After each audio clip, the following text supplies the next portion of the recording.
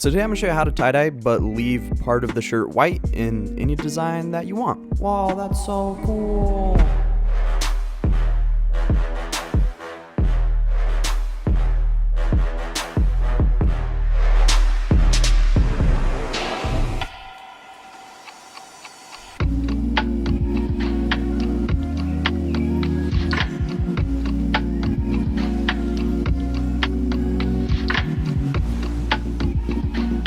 Today's video is sponsored by Squarespace. So first I wanted to test out different things on this shirt and then tie-dye it to see how it reacts to it. So I'm just going to paint a little swatch of each. I have some rubber cement, some Elmer's glue, then acrylic paint, water-based ink for screen printing, and then plasticel ink for screen printing. The plasticel ink won't dry unless you heat it up, so I use a heat gun, and we're just going to let the rest sit for a while. While it dries, we're going to make a screen from this picture frame that I thrifted. So with all the stuff out, you're just going to put a bit of chiffon over the top and staple it in one place in the middle. And then I had to hammer it down because the staples weren't very good or the wood was really hard. I don't know, one of the two. Flip it over, pull it tight, do it in the middle again, flip on the other side, pull it tight, do it again, over in the middle, tight, and then you're going to start going around the whole frame and pulling it tight each time you do it. And then for the corners, I kind of just folded it like it was a gift.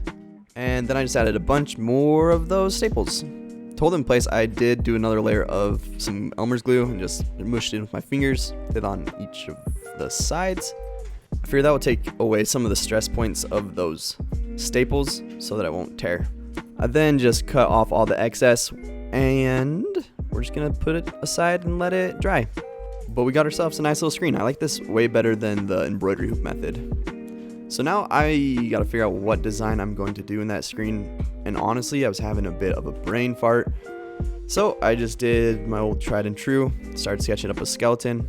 Thought, oh, maybe it has a piece of hay in its mouth. Oh, maybe it's actually not a skelly boy, it's a cowboy skelly boy. Yeehaw. Yeehaw, cowboy skelly boy. And it gets cold out on those prairies, better give him a handkerchief. And I wanted to incorporate like the OX logo that I have. And so I thought if I had him winking, that would work and look real cute. So just upload that onto my computador.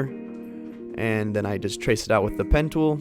So each of those lines were lines. And then I just had to figure out how thick I wanted it. There you go. Copied it over.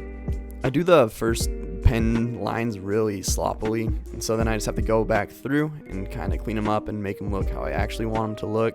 Then with the lines all done, I just filled it in with white and then deleted the black outline because it's just going to be a single color print, and then messed with the image trace to make it not look perfect. So with it cut out in vinyl, I just picked out the vinyl and I'm picking out the part that I want the ink to be. Cover it with the transfer paper. Oh, also I mirrored the image. I forgot to say that. But then, so when you put it on, you're going to put it on the back of the screen. And so this image should be backwards so that when you flip it around, blink, it looks how you want it to look. Then just tape up the rest of the screen where the vinyl isn't covering, and you got yourself a cute little screen print. I wanted to make a bigger one as like a back print, but I had to do it into two different sections because it was so big. And then to piece it together, I would just have to cut out along that top one and then line it up. But I ended up liking how it looks without the jaw, so we're just gonna do that. So these are all dry now, so now we're just gonna mix up some of this tie-dye. I just got it from Walmart, from like one of the kits, and we're just gonna spray it right on top. I wish I would have had the shirt wet before I sprayed them on, because that's how I ended up tie-dyeing them, but you could kind of already see how it was gonna work. So I went and let that dry for a couple hours, and then got this and rinsed it out. And so starting with the first one, the rubber cement, it was wild how well I thought it worked, and then from the inside it like worked really well. The Elmer's glue, not so much. Acrylic paint, not so much. A little bit better where it was thicker. And same with the water-based ink, except for where it was thicker, it didn't dry all the way. And then plasticel for the wind. So I'm going to try out rubber cement and plasticel ink. And because the inside of the rubber cement shirt looks so well, we're going to flip inside out. And hopefully the outside will look good. So the thing to remember is if you're going to do that, you're going to have to do it backwards. So if I wanted it to like be an OX smiley face, I have to do XO. Then to screen print, you need a palette and some spray adhesive. You're going to spray where your design is, and then you're going to load your shirt on. And for an over-the-heart print, I like to do about 3 fingers or 2 fingers, depending on how big the design is, and line it up with the collar of the shirt. So I did that, loaded up the ink, took a squeegee, and You want to make sure to pull up on the screen very slowly so the ink will leave the screen and stick to the shirt, and just help that out as much as you can. Then dry the ink to the touch, and then to cure it completely and also mush it into the fabric, you're going to take some parchment paper and an iron and just go over that, maybe add some pressure, then let it cool off a little bit and pull off the parchment paper. And there you go. You got yourself a cute little screen print. When you pull it off the palette like that, it does distort the image a little bit. That's going to be important later. But how you can test and see if the ink is actually cured is you can stretch on it, and if it doesn't crack, then it's all cured. So for the back print, I wanted to add some off contact on this screen, so I put some foam board and taped it down. So that way, as I print and I push on it, like it will lift up, kind of like how I was trying to have it lift up really slowly on the other design. This will happen as I print. At least that's the concept. I also took some bar clamps and just clamped it down so it won't move. Added in the ink and gave it a good old pass through. And you can kind of see in the screen where the ink isn't going through all the way.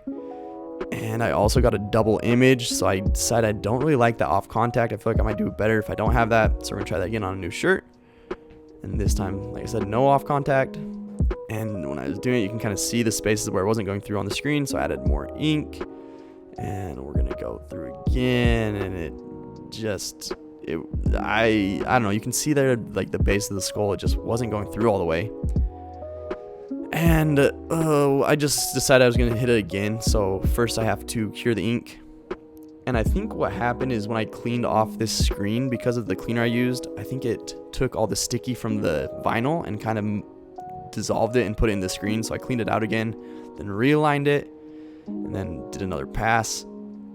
And yeah, there was only like one little spot there on the hat where the ink got stuck in the screen, and you can just touch it up with some ink and a paintbrush. So cure that, do the parchment paper and iron, and voila, presto, presto.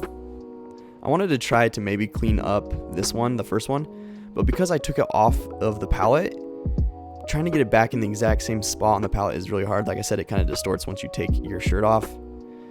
And it kind of worked. I cleaned it up a little bit, the best I could. And we're going to tie dye them and see how they work. First, what I want to do with my tie-dye is I actually wanted to mess with the colors and kind of get them to the colors I wanted. So I just mixed them with each other, added more water, diluted the tie-dye until I got it to some colors that I actually liked. I wish I would have added more water to it because I like the really pastel tie-dyes. These turned out a little bit. Anyways, you'll see. So those are my 3 winning colors. But before we get to that, Pass me has something to say.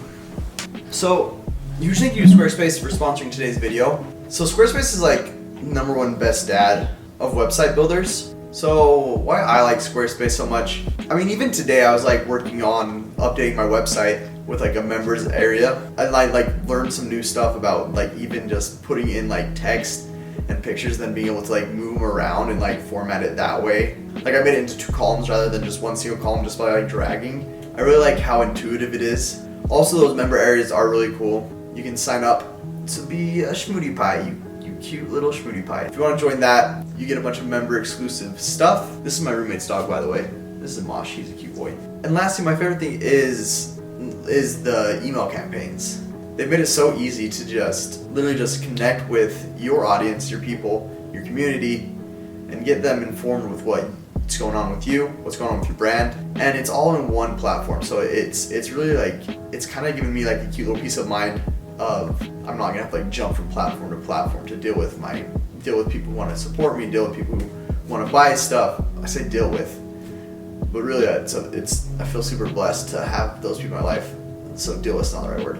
I mean, what I was dealing with is the multiple platforms. That was kind of a pain. You guys can actually go to Squarespace right now and start building your website out for free. Get it to how you want it to look, do all those things, and then when you do want to launch it, remember coupon code SHMOOD to get 10% off your first purchase, or you can go to squarespace.com/SHMOOD. So cool.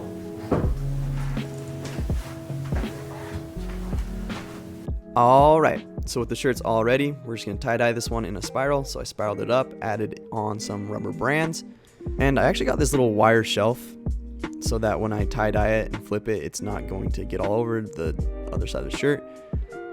and I started tie-dyeing, but the wasn't like seeping into the shirt like I wanted to, so I thought if I would pre-soak it, like I feel like I should have done this before I spiraled it up, but I feel like that would help, and it did.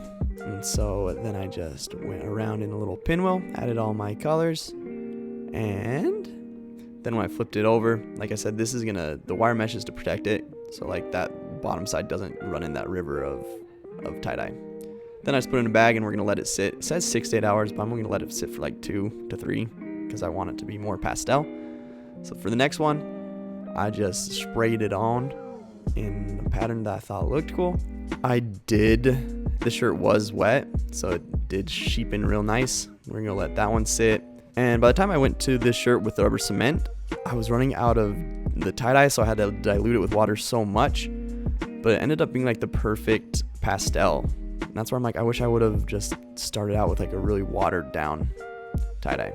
So after letting those sit, we're gonna go ahead and let them unspiral. We're gonna unspiral. We're unspiraling. I'm spiraling. And with my tie-dye shirts, so like I could have it be like those whites stay white if I rinse it out under a sink, but I kind of like them all blending, so I just wash it out in a bucket, so the colors kind of get muted and the white goes away. But for the other ones, I did rinse it out in the sink, and this is how it turned out. Oh, and this was the back print that didn't have the double image. That was the second one I did. So the spiral one was the first one, and it still turned out pretty good. This one, I flipped it inside out, so this would be the front. It kind of worked, but it probably would have worked better if Shut up. And my buddy Marshall, who helped film this, is going to commentate the rest of the video. Ooh, here we got a sweeping front shot. Ooh, a nice backy. Executed perfectly, actually. I was really surprised. I didn't know Shmoo could backflip so damn good. Thanks, Marshall. Maybe I'll have you do a video in the future. Yeah.